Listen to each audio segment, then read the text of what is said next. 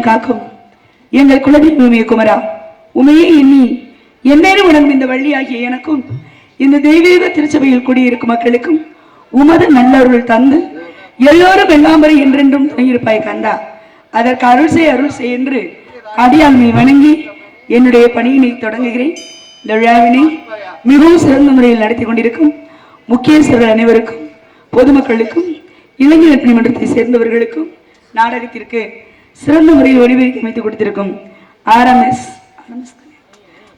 ஒளிபெருக்கி உரிமையாளர் அவர்களுக்கு, அதில் பணிபுரியும் அத்தனை அன்பு உள்ளங்களுக்கும், இந்த நாடகத்தின் அமைப்பாளரான எனது அன்பு சகோதரன் வீரமங்கலத்தைச் சேர்ந்த தமிழ்ச்செல்வன் மற்றும் அருமை தம்பிகள் அஜித், அஜய் அவர்களது சார்பாகவும், எங்களது புதுகை முத்தமிழ் நாடநடிகர் சங்கத்தின் சார்பாகவும், காரைக்குடி இசை நாடநடிகர் சங்கத்தின் சார்பாகவும் அனைவரது மனமார்ந்த நன்றியினை தெரிவித்துக் கொள்கிறோம். நன்றி, நன்றி கடந்த வணக்கம், வணக்கம், வணக்கம். வந்தாரை வாழ வைக்கும் விநாயகரை பாராட்டி தேவர் மகன் நேம்லி ராஜா பிரதீப் ஃபிஷ் சீஃபுட் கம்பெனி திருவாப்பாடி நண்பர்கள் நான் பாடிய பாடலுக்காக 500 அன்பு பாடுகின்றார்கள்.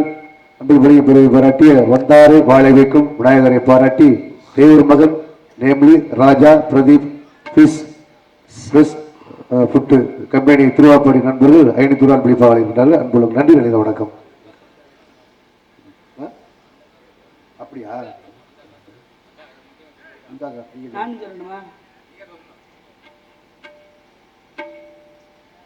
வந்தாரை வாழ வைக்கும் விநாயகரை பாராட்டியா? வந்தாரை வாழ வைக்கும் விநாயகரை பாராட்டி தேவர் மகன் நேம்லியா, நெம்மேலி ராஜா, நெம்மேலி தானே, நெம்மேலி ராஜா பிரதீப் ஃபிஷஸ் பிஸ்குட்டா சீட்ஸு சீஃபுட்ஸு ஸ்பெல்லிங் மிஸ்டேக்காக இருக்கு. ஆமாம், வந்தாரை வாழ வைக்கும் விநாயகரை பாராட்டி தேவர் மகன் நெம்மேலியை சேர்ந்த Raja Pradeep fish and fish seafoods company திருவாப்பாடியை சேர்ந்த அனைத்து நண்பர்களும் சேர்ந்து 501 இங்கே என்ன ஒரு சம்பானட்டியை சேர்ந்த அன்பு சகோதரன் ராஜசேகர் MG ராஜசேகர் அவர்களுக்கு ரூபாய் 501 அன்பளிப்பாக அளித்து பெருமைப்படுத்தியுள்ளார்கள். அன்னாரது சார்பாகவும் மனமார்ந்த நன்றி.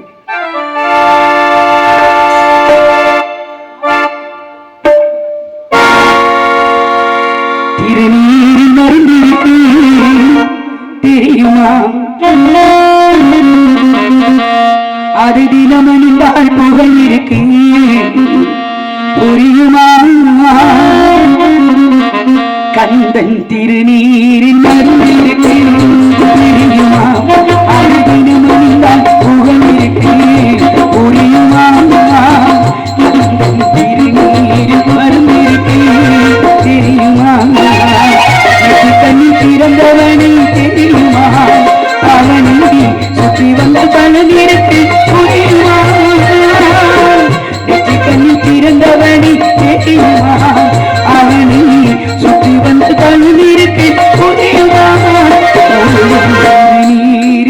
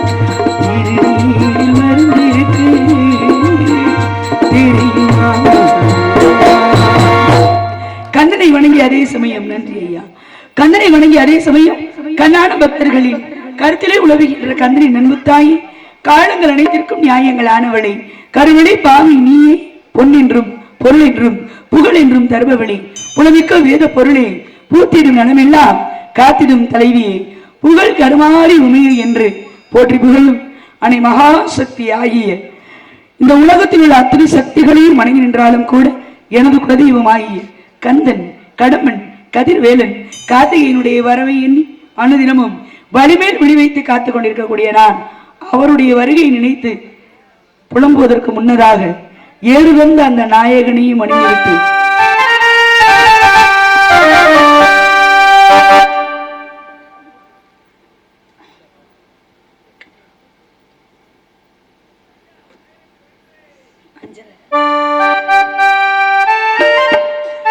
எழுதந்தானடி திரையிலே அதே பாட வந்தீரவன் இறைவனை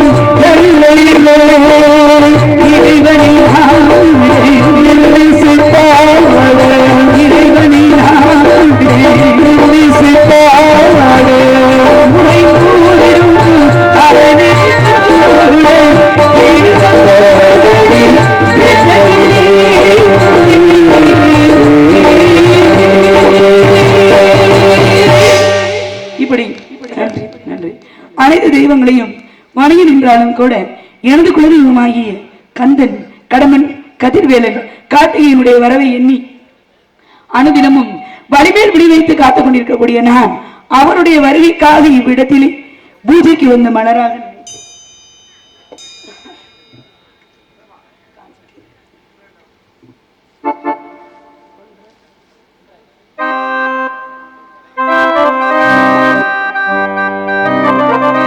பூஜைக்கு வந்த மலரேவா, பூமிக்கு வந்த நிலவேவா, பெண்ணின்று பேசாமல் வந்து பொன்வண்ண வீடு சிலையே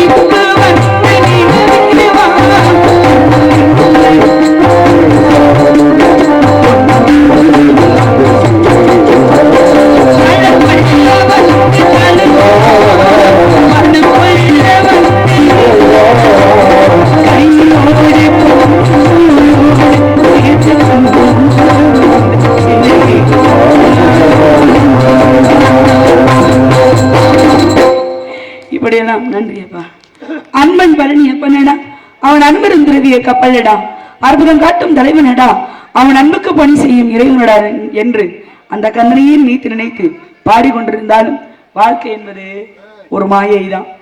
வாழ்க்கையில எதுவுமே நிரந்தரம் கிடையாது. மனிதனுடைய உயிரே நிரந்தரம் இல்லாத போது மற்றதெல்லாம் நிரந்தரமா? ஆனாலும் இருக்கிற முடிக்க என்ன பண்றோம்? இது எனக்கு, இது என் பிள்ளைக்கு, இது என் மனைவிக்கு எல்லாம் சேர்க்க தான் செய்யறோம். ஆனா என்ன ஆசை யாரை விட்டது? ஏன்னா பிறக்கும் பொழுது ஒரு மனிதன் எப்படி வருகிறானோ இறக்கும் பொழுதும் ஒரு மனிதன் அப்படியே தான் போக முடியும். கண்ணிமைக்கிற வேலையில வானவில் தெரியும். வானவில் வந்து வானத்தில் தெரிந்தாலும் கூட கண்ணிமைக்கக்கூடிய நேரத்தில் அது அழிஞ்சு போயிடும். அதனுடைய வாழ்க்கை என்பது ஒரு நொடி கூட கிடையாது. அப்ப அதை நினைச்சு வானவில் அழுதா இல்லை. ஈசலுக்கு ஒரு நாள் தான் அதனுடைய ஆயுசு. ஆனா ஈஸ்வர அதை பத்தி கவலைப்படுதா? இல்ல. இந்த உலகத்துல எதுவும் நிரந்தரம் அல்ல. ஆனா என்ன செய்யணும்? இருக்கிறத வச்சு அனுபவிக்க கத்துக்கணும். அது பேராசை இல்லாத வாழ்க்கை. ஏன்னா பேராசை என்பது பெரு நஷ்டத்துல முடியும் அப்படின்னு இருக்காங்க. அது போல மனிதனுக்கு ஆசை கொஞ்சம் இருக்கா, உள்ளதை வச்சு வாழ்றதை விட இன்னும் கொஞ்சம் சேர்த்தா நல்லா இருக்குமே அப்படின்ற எண்ணம் வரும். அதையும் சேர்த்துட்டோமா இன்னும் கொஞ்சம் சேர்க்கணுமேன்ற ஆசை வரும். மேற்கொண்டு சேர்க்க சேர்க்க ஆசை வந்துகிட்டே தான் இருக்குமே தவிர குறையாது என்னைக்குமே. அதனால இந்த இடத்துல எனது ஆசை என்ன தெரியுமா? காதல் தான் ஆசை. ஆசை காதல்னாலே ஆசை தானே, ஆசைனாலே காதல் தானே, காதல்னா அன்பு தானே. இந்த அன்பு எல்லாருமே செலுத்த முடியாது, செலுத்தலாம். ஆனா மனதிற்கு பிடித்தவர்களிடம் மட்டுமே செலுத்த முடியும், எல்லாத்தையும் செலுத்த முடியாது. ஆக எனது மனதிற்கு பிடிச்சவன் என்னுடைய கந்த பெருமான், என்னுடைய முருகபெருமான், என்னுடைய அழகு பேரழகு 1000 கோடி மன்னதற்கு ஈரானவர் அப்படின்னா என்னுடைய கந்த பெருமான் மட்டுமே. அழகென்ற சொல்லுக்கு இறைவா அப்படின்றதை போல என்னுடைய கந்த பெருமானை நினைத்து நினைத்து இப்படியெல்லாம் புலம்பிக் கொண்டு நின்றாலும் கூட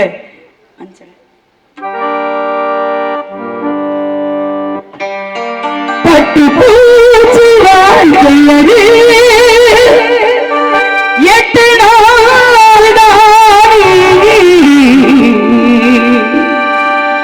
பறந்து வரும் ஈசனுக்கு ஒரு நாள்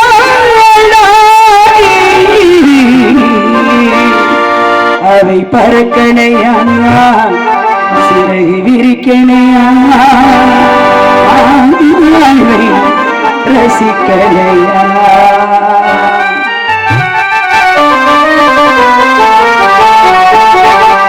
இந்த பாட்டு யாருக்கு சமர்ப்பணம் தெரியுமா? மண்ணை விட்டு மறைந்தாலும் அருமையான ஒரு இயக்குனர் ஐயா கே பாக்யராஜ் அவர்களுக்கு. பாடி விசுகராகம் தேடி சோகம் பாடி விசுகராகம்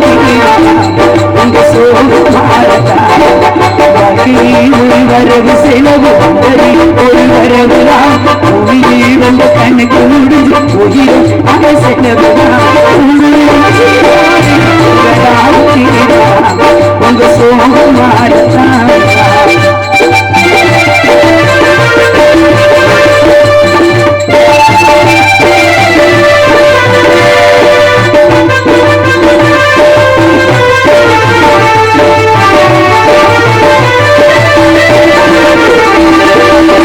கண்ணிக்கும்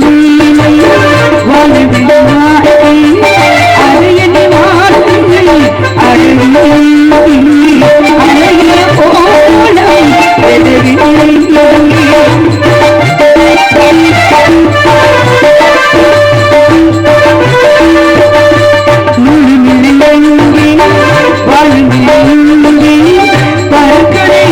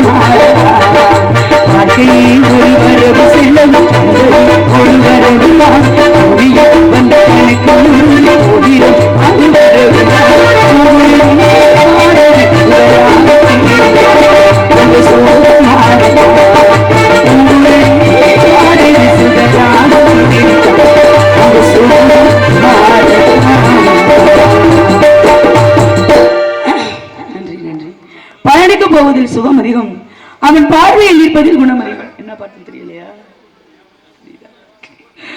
ஆமா. பழனிக்க பகுதியில் சுகம் அதிகம், அவன் பார்வையில் இருப்பதில் குணம் அதிகம், விழுந்து வணங்கினால் வயது அதிகம், அந்த வீரன் தருவான். இதுதான் ஒரு உதாரணம். என்னன்னா, இருக்கும்போது யாரையும் நினைக்க மாட்டோம், எல்லாம் இருக்கிறாங்களேன்ற ஒரு அசால்ட்டு தான். இல்லாதப்பதான் அவர்களுடைய நினைவுகள் அதிகமாக வந்துகிட்டு இருக்கும். அது எல்லாத்துக்குமே உள்ளதுதான். மனிதனா பிறந்த எல்லா மிருகங்களுக்கே இருக்கும்போது மனிதர்களுக்கு இருக்காதா? ஆமா, அதுபோல இல்லை. அதனால ஒரு நினைவு இருந்தாலும் கூட அவரை நினைச்சுக்கிட்டு இருந்தாலும் நான் நினைச்சு பாடுறது கந்த பெருமானை தான். என்னுடைய கந்த பெருமான் எப்பொழுது வருவார் வருவார் என்று வழிமேல் விழி வைத்து காத்துக் கொண்டிருக்கிறேன். ஏன் தெரியுமா? சாதாரணப்பட்ட கடவுளா? 6 பேர்கிட்ட பால் குடிச்சு வளர்ந்த மனிதன் கிடையாது, தெய்வம். மன்னிச்சுக்கங்க, ஒரு தெய்வம். கணவனே கண்கண்ட தெய்வம் அப்படின்னு எல்லாரும் சொல்லுவதுண்டு. நான் ஒரு தெய்வத்தையே கணவனா ஏத்துக்கிறோன்ற ஒரு எண்ணத்தோடு தவம் இருந்துகிட்டு இருக்கேன் இந்த இடத்துல. சீக்கிரம் வந்துடுறேன்னாரு, இன்னும் காணோம். அவரு நீங்க எல்லாம் பார்த்தீங்களா? என் மச்சான எங்கேயாவது பார்த்தீங்களா? இல்லை, அவர் வரட்டும் மெதுவா.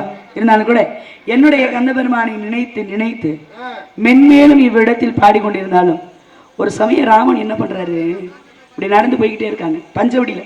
அதாவது 14 ஆண்டுகள் வனவாசம் வந்ததுக்கு பிறகு அப்படி நடந்து போயிட்டு இருக்கும் பொழுது சரை நதிக்கரை, இந்த சரை நதியில நீராடலாமேன்னு சொல்லி தன்னிடம் இருந்த அம்பரா தூணி அப்படியே ஓங்கி தலையில குத்தி வச்சுட்டு அப்படி போய் நீராட போயிடுறாரு. நீராட போயிட்டு திரும்ப வந்து அதை எடுக்கும் பொழுது, அதை எங்கேயுமே கீழே வைக்கக்கூடாது, தலையில் குத்தி தான் வைக்கணும். அப்படி எடுக்கும் பொழுது அந்த முனையில ஒரு தேரை குத்துப்பட்டு நிக்குது. குத்துப்பட்டு நிற்கும் போது அந்த தேரையிடம் கேட்கிறாரா, தேரையே, நான் இந்த இடத்துல இருக்கேன்னு ஒரு சத்தத்தை கொடுத்திருந்தா நான் கண்டிப்பா அந்த காரியத்தை செய்திருக்க மாட்டேனே. நீ சத்தம் கொடுக்காதனால தானே இப்படி நான் குத்திட்டேன். இப்ப நீ பாரு என்ன நிலைமையில இருக்கேன்னு. ஏன் சத்தம் கொடுக்கலேன்னு கேட்கும் பொழுது அந்த தேரை சொன்னதா, ஐயா, அதாவது எங்களுக்கெல்லாம் ஆபத்து வரும்போது ராமா ராமான்னு கூப்பிடுவோம், அந்த ராமனே ஆபத்தாக வந்தா நாங்க போய் யாரை கூப்பிடுவோம்னு. உடனே அந்த தவளையை பிடித்து அப்படியே கருணையால், அவருடைய கருணையாக அப்படி ஒரு தடவை கொடுக்கிறார். அந்த தேரைக்கும் 3 கோடு விழுந்ததாக அந்த ராமாயணம் சொல்லுது. ஏன்னா அணிலுக்கு மட்டும் 3 ஓடு கிடையாது. அணிலுக்கு 3 ஓடு வந்தது எப்படின்னு கேட்டீங்கன்னா, இந்த சேதுபாலம் கட்டும் பொழுது குரங்குகள் வானரங்க அதாவது கரடிகள்லாம் உதவுறாங்கல்ல, பெரும் பாறாங்கள்லாம் தூக்கி அப்படி உதவும் பொழுது இந்த அணில் நினைக்குது தன்னால் முடிஞ்ச சிறு உதவிகளை செய்யலாம். ஏன்னா சின்ன ஜீவராசி தானே அது, அதுக்கு 2 அறிவோ 3 அறிவோ தான். அது என்ன நினைக்குது, தன்னால் முடிந்த சிறு உதவியை செய்யலாமேன்னு சின்ன சின்ன கூழாங்கல் கற்களாக எடுத்து சின்ன சின்ன பள்ளங்கள் இருக்கு பார்த்தீங்களா, அதுல போய் இடையில அப்படி போட்டு போட்டு திரும்ப திரும்ப வந்து கல் எடுக்கிறது. இதை பார்த்த குரங்கு கூட்டம் கேட்குது, நீயே ஒரு சின்ன ஏனம், நீ வந்து இந்த சின்ன கூழாங்கல்ல தூக்கி போடுறியே, இதெல்லாம் எந்த மாத்திரம், நாங்க பாரு பெரும் பாறாங்கல்லாம் தூக்குறோம், போங்கிட்டு எங்க வேலையை கெடுக்காமனு அடிச்சு துரத்துறாங்க. இதை பார்த்த ராமன் சொன்னாரா, அப்பா நீ பெரிய பெரிய பாறாங்கல்லாம் தூக்குறதா இல்லைங்களே, ஆனா பெரும் பெரும் கற்களால் கட்டிய கட்டடங்கள் முழுமை அடையாது. இடையில் அந்த பள்ளங்களையோ குழிகளையோ அடைப்பதற்கு தேவையானது காக்கல்ல அறக்கல்லு தானே. அதான் அந்த அணில் சரியா செஞ்சுக்கிட்டு இருக்கு. சின்ன சின்ன கற்களை தூக்கி அந்த பள்ளங்களை அடிச்சுக்கிட்டு இருக்கு. ஏன்டா இதை அடிச்சு துரத்துறியன்னு சொல்லி அந்த அணிலையும் கையிலே பிடித்து அப்படி தடவி கொடுத்தாராம். உடனே அணிலுக்கு 3 கோடு விழுந்துச்சுன்னு ஒரு கதை உண்டு. அணிலுக்கும் 3 கோடு உண்டு, தேரைக்கும் 3 கோடு உண்டு. இது 2மே ராமனால் ஏற்பட்டது. ஆக அணிலுக்கு 3 கோடு போட்ட அந்த ராமன் தான் ஒருவேளை என் கழுத்துல 3 முடிச்சு போட சொல்லியிருப்பாரோ அப்படின்ற ஒரு சந்தேகம் எனக்கு வந்துருச்சுங்க.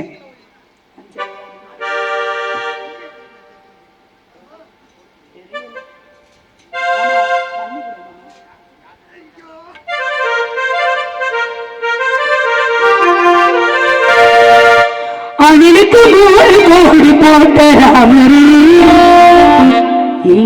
கழுத்து 3 முடிச்சு போட சொன்னாரே,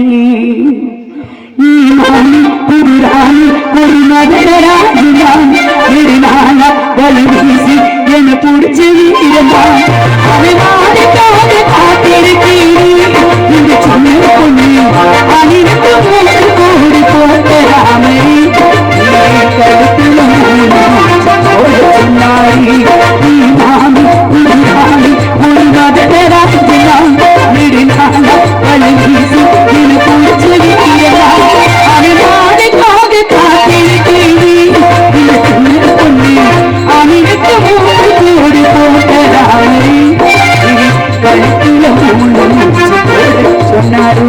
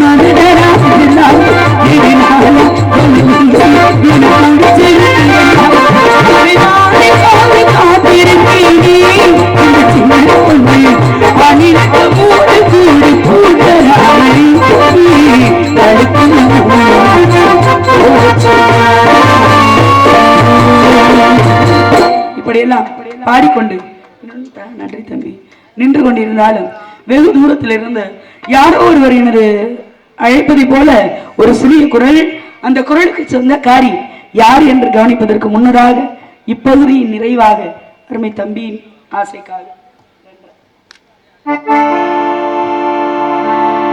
ஒரு சந்தங்கள் காட்டிக்கும் ஒரு சந்தீரம் சிறு சிங்காரத்தூக்கும் மணி குயிலுக்கும் பூங்கட்டும் ராத்திரி